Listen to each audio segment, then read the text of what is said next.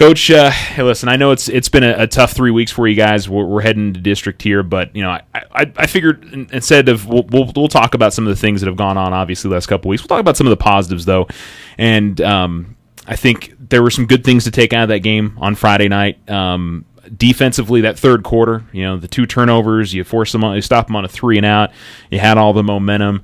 Guys like, Hayes Hill had a great game for you. John Treat had a fantastic game for you on Friday night. There were some guys that really, really played well in the defense on Friday, I thought. Yeah, I do. I think our defense really, they did what they had to do. We've got to score on every drive. That's all there is to it. And we've obviously everyone there. We know we had some injuries that kind of hurt us, and defense was on the field a lot. They did.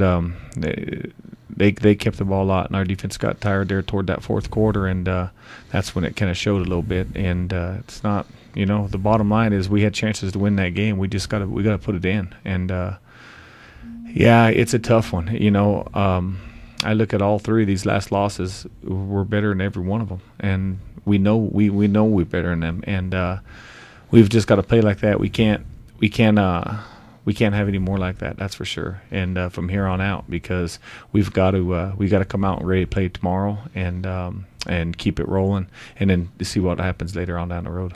Offense, you really depended on Kyle to run the football a lot on Friday night. That's the first time that we've seen that, but it seemed like he really handled that well.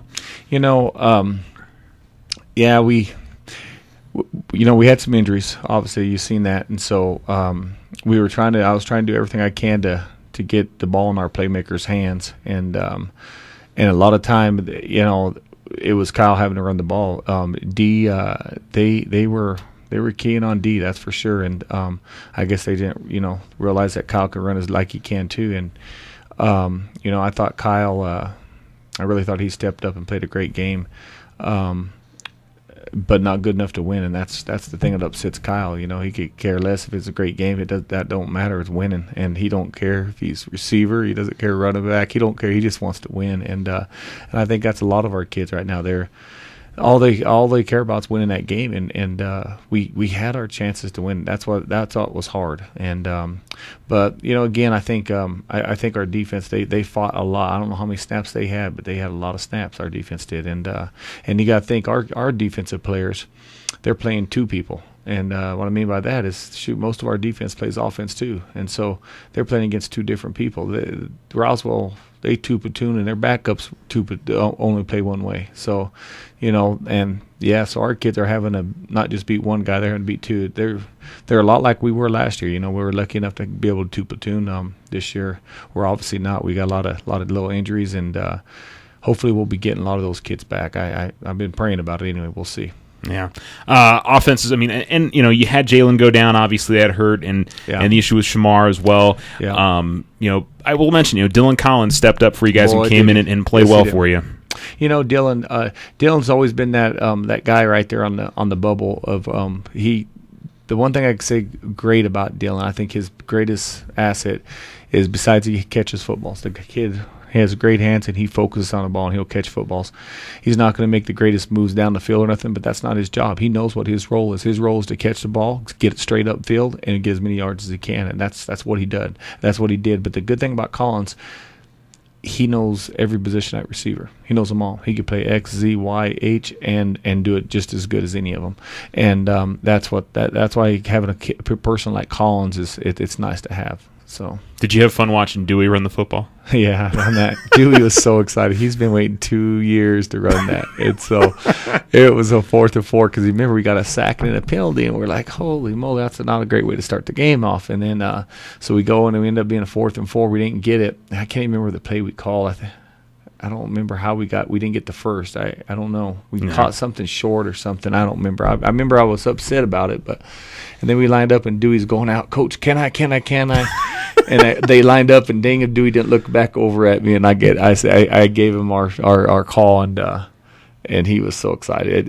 It took, and of course we're all joking on coaches went and got a hamburger, came back, and he was still running, so it was pretty I funny. thought he was pretty nimble for a big fella. I thought he moved it well. I tell you what, he could play tight end, man. He could play tight end for a lot of people. Like he's pretty quick. Yeah. So I do know, special teams obviously something you want to get cleaned up this week as well. Had some issues on some of the snaps on extra points and things like that. So yeah, Santi was banged up a little bit, and anyway, we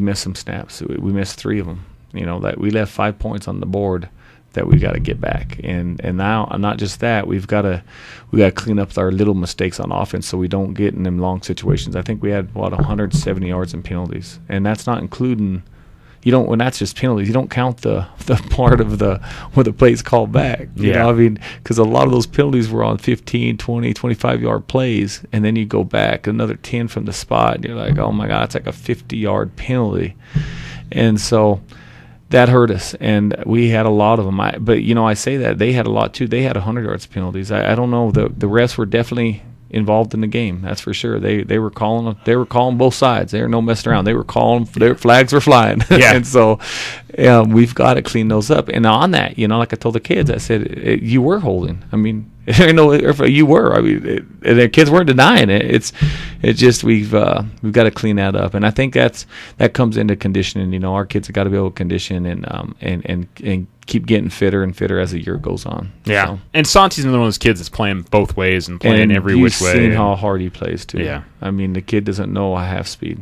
He's just his motor's running. Yeah, that's the Trujillo family. They don't know any other way. I'm so proud of that young man, and we've gave him a little rest this week to see if he can.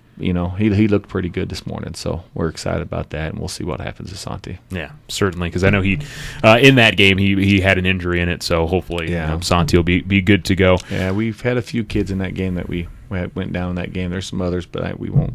Yeah.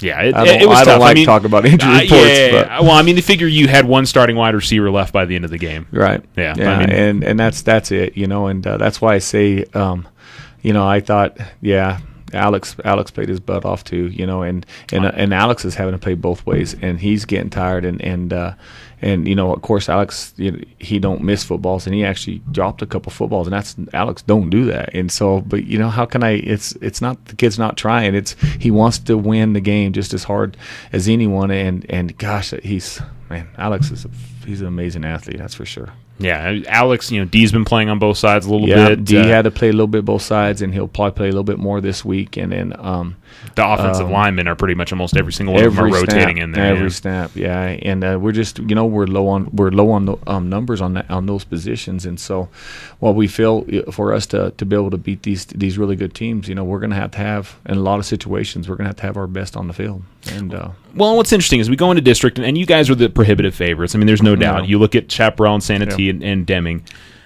These are games that, I mean, you certainly feel like you should win, but we've talked about it. You feel like the last 3 games and every one of the 4 losses are games that you guys should have won. That's right, I do, and anyone there watching the games should knows we can win those games. If we just clean up a few areas on all of them, that's football too. I mean, I guess this is the good thing about saying it. When you have the loss like our last 3, we can win those games. It's a lot. You can't say that when you're getting thumped by 50. You can't say, I could have done this, we could have won. No, you got your, and that's not the case. We know we're as good as anyone in the state, and we've got to play like that. And I don't know. We'll see what happens. We've had a really good week of practice, and hopefully we take care of our business tomorrow. I think our kids, they know what's on the line, and so we'll see.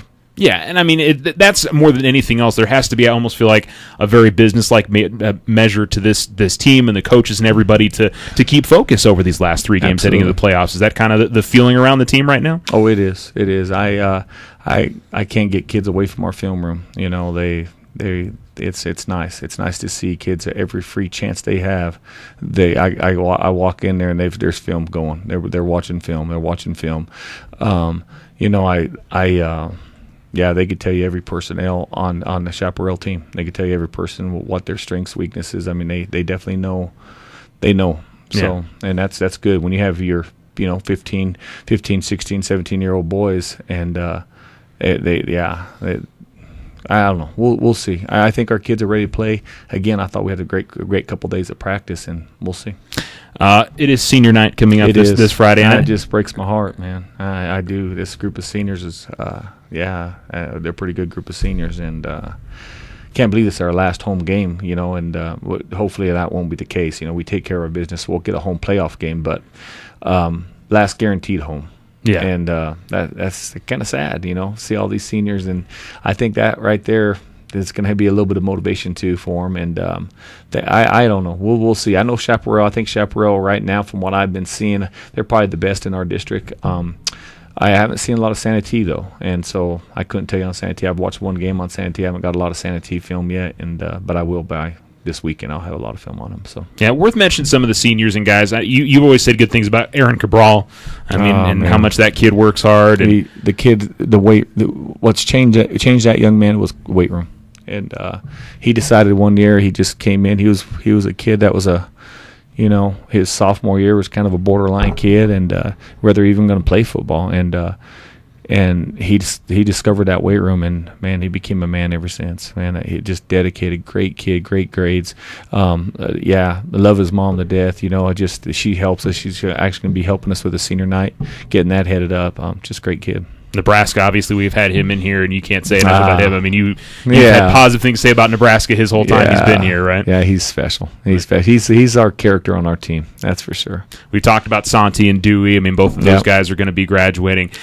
Scotty Velasco has played his heart out this year. For a guy that he's been having a nagging injury, and he's tried to fight through it. Yeah, we have a few kids. I'm not going to get on the injury reports, but we have a few kids that will be getting surgeries after season. And that tells you the heart and how bad these kids want to win. They know we're going to win this state championship, and we'll worry about getting ourselves fixed at the end of the season, and that will be in December. So yeah. Rhett Munoz, we've had him in here as well. You've said a lot of positive things about him. Rhett's got a motor, man. The kid, he's got a motor. The kid, he plays hard. He's been down that D line for a long time, and he plays running back too. And who knows, he might be playing a little running back this week. So I've been calling Kobe Willis's name on defense a fair amount this year. Great move in there. Great kid. He's one of my other son. He's one of his best friends. They hang out a lot, and he's just I see him a lot because of that. And he's just a great young man, and a strong family there too. Military family. Speaking of Chris, Christopher Moore, obviously your other son, and he's going to be a senior this year. Be a senior this year. Yeah, I can't believe it, man. And of course, we talk about Kyle Jacob Gerber's been a great player for you guys for a number of years, and Alex Alton. And I know this is tough. I mentioned all these names, and I know it's tough for you. It is. It's tough, and this is a good group, and I think they understand. Though I'm telling you, they've been having some senior meetings, and they've had a couple senior meetings. And they know what they got to get done. These losses aren't. This is not who we are, and I think we're going to be ready to play, and we've just got to take care of business, stay healthy. I look in these games. We can't give any of these teams any heart. We got to come in and we got to play our football, and we got to play at full blast. And we're getting after it. There's no messing around. So yeah. Before we sign off, I just want to mention Hayes, another one. It's Caleb Mitchell, right? Number 6. Yep, Caleb Mitchell. Caleb Mitchell, Michael Dykes, another one who've been big parts of this team as seniors this year, and of course Alex Ramirez is another senior. Yeah, and then you have Schaefer too. He's a junior, but he's graduating early. He's a military kid. They're probably going to get based and moved out, so he wanted to graduate early. And Schaefer will be out there, and he'll be out there this week too. He's the one that plays in the band also. Okay, halftime. So. Very good. Well, if we missed anybody, it wasn't on purpose. No, looking through we're going through Max Preps as fast as we can. It's hard for me to talk about my seniors, but we have a great group of kids, and it's pink out too. I'd sure like to see everyone come out and have their pink on, and show their support for all these people battling breast cancer and all cancers, but breast cancer. And it's also Law Enforcement Appreciation Night as well on Friday too. And yes, it is. It goes without saying, especially with what a tough year it's been for our law enforcement community, how much we want to show our support for them. Yeah, certainly. So. Yeah, absolutely. Yes, and we've talked about that already. I could go on for a long time on that subject too. So, but yes. Yeah. So we'll hopefully see everybody out there. Again, it's the last guaranteed home game. We have a pretty good feeling the Tigers will get a home playoff game this year, and We're going to take care of business. I can't say, I mean, the only disappointment is that we lost, but they can't be disappointed with our boys' efforts. These games, man, our kids fight. And, again, we'll one of these days we'll get it all together, and hopefully that's starting districts right now, so we'll see. All right, Coach. Appreciate the time as always, and we'll talk to you next week. I appreciate you, Charles. Thank you.